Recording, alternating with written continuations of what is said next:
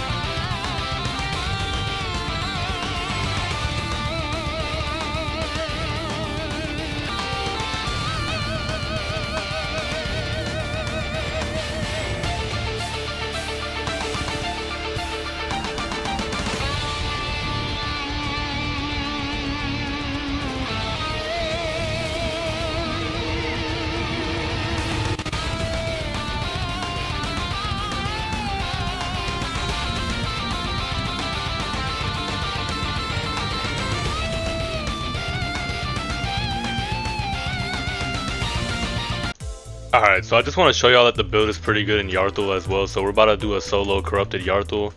I'd recommend getting yourself like a little bit low to the fire before going in so that you can do more damage and you can get that extra buff when you're low. Let me just cut to it real quick. Alright, we're in corrupt Yarthul. I'm gonna try to like 3 or 4 turn him to show y'all that this build is good against Yarthul for farming him. It's corrupt. Let me just average energy elixir off rip. I need him to hit me with like hellfire, yeah, something like some sort of an attack, so that I can get that glorious damage buff. We're just gonna carnage off rip. All right, and let's see how much damage we do. He's thundered, and we just did 1.2k damage, and it's turn 3. Hopefully we can 2-turn him, dude. I wanna 2-turn him. I mean 3-turn him. It would be so good. It would be so funny. If this head splitter crits, he will die. Let's just hope it crits. It has like a 40% crit chance. And we just returned corrupted Yarthul. So the build is pretty good against Yarthul, if y'all were wondering. And honestly, that's about all for the build. It can obviously solo Thorian pretty easily. It's really good all around. It debuffs a lot. It does really good DPS because of Estella and the masteries.